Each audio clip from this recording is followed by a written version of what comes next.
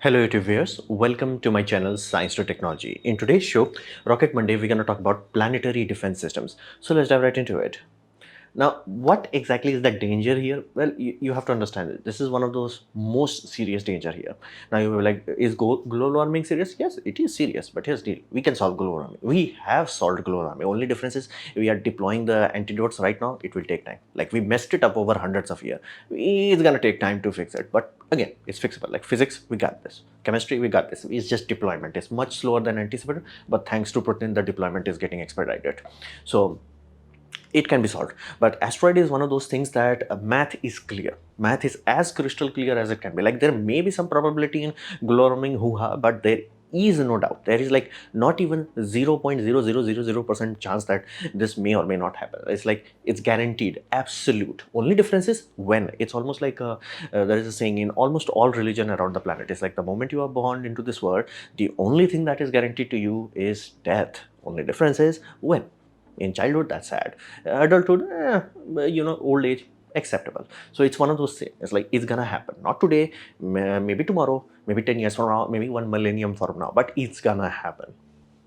Another aspect is the time, and coupled with human psychology, it creates a scenario where we feel we have time. But time is not on our side. We literally could have very long time to literally tomorrow is the day where Earth goes boom, and we will have like, how the heck this happened? It's one of those things that is like time gives us a false sense of what you call security. Like this Chelyabinsk incident, if this would have actually made landfall, like if we were not been so lucky, like it came out of nowhere. Why? Because it was literally hidden by basically glare of the sun. So it literally came from the sun side and we could not detect it. And if it had just, if the angle would not have been this shallow, it would not have burst up in the upper atmosphere. It would have burst into the soil. And if that would have happened, Hiroshima and Nagasaki would have been like, we would have a new definition of what what big boom actually looked like this. After this map would have like, there is this spot, there's like, there used to be something there. So it's one of those things that we may not be lucky. This may be a the closest, luckiest we could have ever gotten. Like, dude, this is a wake-up call, please wake up. Next time we'll not give you a wake-up call. So it's one of those things that we have to understand, and we have to have start now, because it's one of those old Chinese proverb where we have the best time to plant a tree was 20 years ago. The next second best time is now. It's one of those, again, I specify, imagine like we had a proper detection system, so we could have warned the citizen there. Again, it's a minor incident. If we have detected the angle, we could have calculated very early on. It's like, oh, it's gonna do boom in upper atmosphere, so we can have simply said, please open all your windows, please stay away from glass windows. It's gonna take time. The height is so long that it will take time, so please be patient for at least 10 to 15 minutes before this shockwave actually dissipates, so number of injury and harm could have been reduced. Like, we could not do that. We did not had, like, this is not 20 years ago, this is few years ago. So that's the whole context. We should have had this, but the next best thing is now. We start today. And be mindful, it happens every day. It's one of those things, like there are many satellites that are looking at Earth and they observe boom devices going on, almost boom, every day. It's like a miniature nuke going on every day and many times a day. It's not even fancy anymore. It's like, yeah, we detected one, yeah, we detected another. It's like, that's how common it is. So it's not a question of if, question of when something that has our name on it really comes towards us to give us its love. So we have to be very mindful here. So first line of defense is administration. Basically, we have to have a framework where we do not start to run around in circles. We have to have a framework that manages this thing. And it has to be a multinational workforce, meaning it has to have every country that has some capability, meaning unfortunately there are 200 countries, and really unfortunately only few countries in those 200 countries have the ability to actually have rocket launches reliably enough, quickly enough, where it can be done something about it. So that creates a scenario where, like, practically speaking, only 3 or 5 countries can actually be genuine part of it. Other can be like a supporting part, where it's like, bro, we are doing it, we're gonna catch up, and hopefully in next 10 years they catch up. But right now we still need multiple workforce. And the reason for that is that the cataloging work, basically the study, cataloging and number crunching, it's a gargantuan task, and it needs multiple countries' resources, because you have to verify the data. Without the verified data, you are literally playing gamble, and you could literally create a false scare, which would be really freaking bad. So it takes a lot of resources. And We have to do detection and verification ASAP. Now that is the biggest problem here. Right now, our current system of detection is very sloppy, and then creates a scenario that even if we detect something, before a scientist can be like, damn, I'm damn sure this is a threat to us, or I'm damn sure it's not a threat to us, that gap is long. We have to shrink that gap as close as possible. It's almost like how in World War II, basically Britain survived simply because they realized very early on, you couldn't have the best air force out there. Like you can have like really talented ace class pilots, but if you can't deploy them quickly enough, you might as well be dead. So they worked really hard to fine tune everything. They literally created a command post structure where they're like, radar detects it, analyze that shit ASAP, get it done quickly, analyze it, how much, which air force to deploy, which air wing to deploy, which sector to activate, which sector not to activate, which sector to activate as a reserve fleet. Like all of those have to be done in minutes. Now again, here we do have longer than that, but you have to understand, if something takes, let's say, 1 month extra, which is not unheard of, let me be very clear, 1 month, oh, 1 month, no, it's normal. Because again, if there is only 5 people crunching the number, they are human, they get tired, they may go to sleep, they may have a family, they have to do things. So you have to understand, that's why we need almost large number of people working around the clock in multiple shifts. And thankfully you can achieve that if you have multiple countries working. You will have different time zones anyway, so you can achieve that continuous data crunching 24/7. So we need a lot of resources, and the gap between detection and verification has to come down, and we need a lot of tools. Right now we have something. We are not at nothing. Let me be very clear, we are not at nothing, but we need a lot more than this. And space and ground-based observatories become like, we have to have multiple of those. Otherwise we do not have the, basically we are just flying blind at that point in time. And multiple rocket launch systems, almost like a HIMARS system we need, where we can just like, okay, you need this, launch it. If this fails, launch this. Like we need multiple of this. There is no scenario of like where it's like, oh, we just launch one and see what happens. No, you launch multiple of it. And you have to understand, this is the insignia of that Planetary Defense Coordination Office and their mission, and this is the insignia of ESA, Planetary Defense System. And the idea is very simple. They assess the situation, what's going on, they search, detect and track it, which I say studying, cataloging and crunching the numbers, and then they characterize it using all the tools, because you have to know the data, what exactly this puppy is made out of. Then they plan and coordinate, and then they mitigate, meaning if you have a loosely bound rock coming towards you, you have to use different tools. If you have a hard rock coming to you, different kind of tool is needed. So all of these requires a administration framework. Without that framework, we'll just run around the circle. So thankfully this is here. Thankfully they are doing trial runs. Majority of the time all the trial runs fails, but that is a very good thing. That shows us that where we are messing up. Like they do mock trials and every time they fail. So that allows them, okay, this part we messed up, let's fix that part. This part we messed up, let's make sure the government truly understands the significance of it, and let's try to fix that, hopefully. So this is first line of defense. We have actually started to work on it. Then we come to the tools aspect. Now we need a lot of eyes, and that's why I swear the Chelyabinsk is not like, it happened in 1990s. Like it happened at a time where every car had dash cam. That's why we have so many footage of it. But that's the whole thing. Why the heck we did not detect it? Again, many things that can come towards the sun side, we will not detect it. And Chelyabinsk is what you call city boomer. City, boom. And again, that's a big enough oops. And we are saying now we are damn sure of 99%. Here's the 99% certainty, or 99.99 certainty means a lot in some scenarios, means nothing in some scenarios. For example, if there are billions of rogue objects that can go boom Earth, missing that 0.001 is more than enough to poof humanity out of existence. So be mindful that 99.99% certainty may sound great, but depending on context, that may be like, oh, we're good enough, we got this too, we hope we got this. So let that sink in thoroughly. We need a lot of eyes, and we need multiple spectrum eyes. For example, if things are coming towards very far from us, like very far, as in like let's say 1 hour from the sun, the inverse square law from the sun's point of view would be so brutal that it would be almost blank. Like it would be just black. However, while light will be blacked out, infrared spectrum will be able to see it. And same goes with radio. Radio can see and categorize things far more quickly. So you need multiple spectrum tool sets, where you cannot be like, okay, one tool. No, you need Hubble, you need JWST. And again, these things are not made for this sort of tracking. We are specifically working on, like this is Lucy, working for tool sets that are fine-tuned for that. Like, it has a tracking mechanism that can track, zoom in, properly lock on, and we need multiple of this. And we need 360. Again, Chelyabinsk was a very good wake-up call, where it's like, we did not see it happening. and it was a big event. Like it's like quite surprising how lucky we were. So all things considered, this would be the first line of defense, because we have to see and track it. Once we can see it, and if we have multiple overlapping coverage, the accuracy of our tracking would be exponentially higher. Right now our tracking is like, we're sure, let's give it a few months to be absolutely sure. Sometimes we may not be that lucky. Sometimes, like, do track it, yep, it's directly coming for us. Okay, double track it, triple track it, every single observatory focus on that.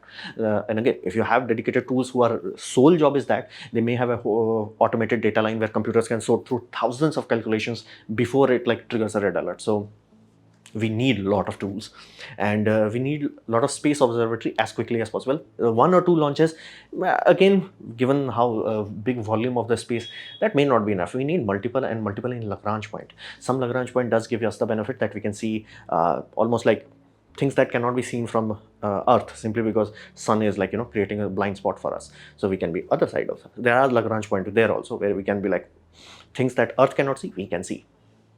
And it has to be pre-built modular first responder, basically things like that, where it's like, we have it, we built it, it's always all launch ready. Because again, if let's say it's designed in such a way that it can be on racks, basically you put it in a warehouse for 3 years, we'll launch it after like 2.5 years. Like, okay, we'll launch it, we'll build a new one. And that's how basically army keeps circulating its weapon system, because all weapons have expiry date. For example, anti-radiation missiles generally specified to have 15 years of lifespan, meaning you have to boom it after that.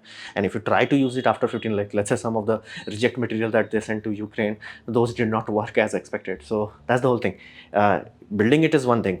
Building a lot of them is also not that difficult, but it's just like making sure we have to keep building it in cycles. As in, like, cycle A, you built it, deploy it. Cycle B, you built it, deploy it. Again, keep it in stasis as long as possible, but you have to deploy at the other end of the day. And again, there may be rudimentary eyes. We can keep adding rudimentary eyes.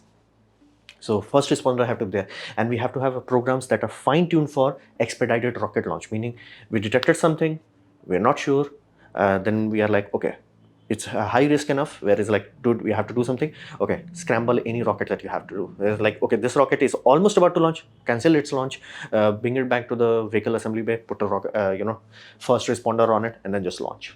We have to expedite it. It has to be done in hours, rather than, basically it has to be done enough. If something is critical enough, where it's like, okay, if something is serious, like city killers would be like that serious level, it's like, okay, launch something now.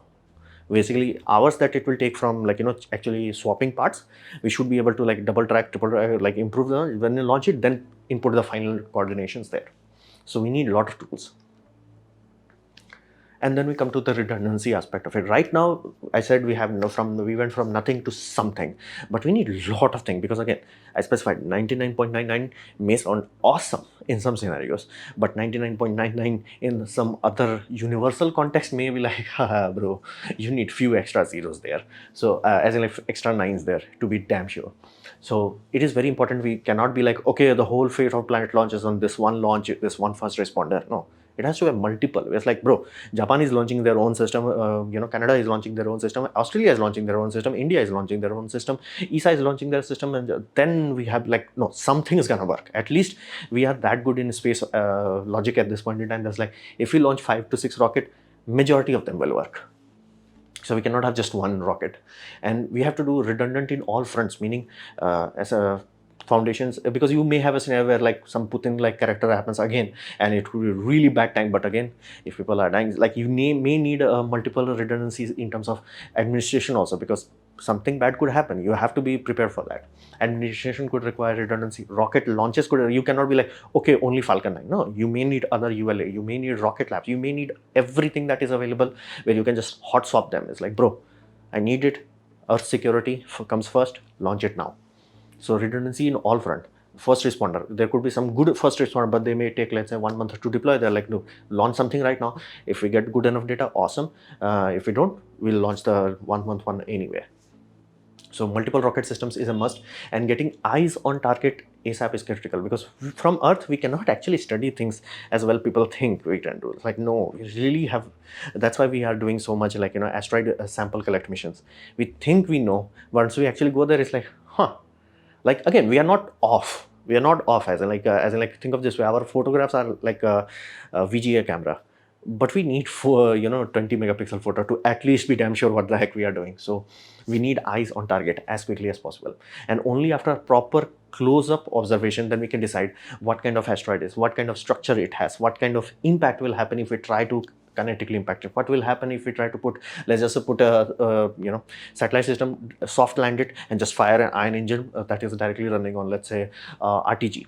What will happen? Again, only close-up observation will allow us to study those things, and countermeasure have to be selected and used. You will create a tool set, like how we have nuclear triad. Basically, you have nuclear from air, you have nuclear from ground, and you have nuclear from sea, with the whole idea being that even if first strike happens and first strike is successful, one of the triad would be more than enough to boom you out of existence. The concept of MAD.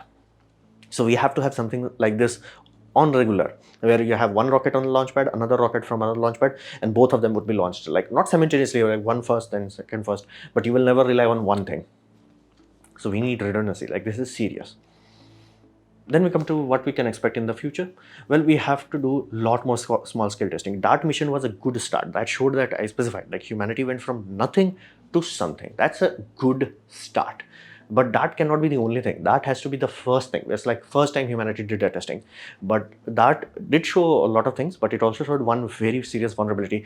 Like, we actually have no proper way of observing asteroids. Like, think of this, like, why the heck we selected something that is huge, but it has a tiny thing going around it, and then we're gonna hit that tiny thing, because that was the only way where we can be damn sure, like, how much energy coupling happened.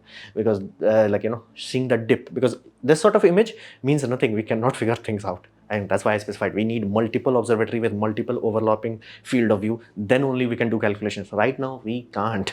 This is not good enough. You cannot feed it to any computer or any astronomer who's like, I think this much velocity loss happened. Nothing happened. So right now, our best data is this. That's all we have. It's like dots. And we are trying to analyze it. And again, better than nothing, but we need much more than this. Like, this is like a good start.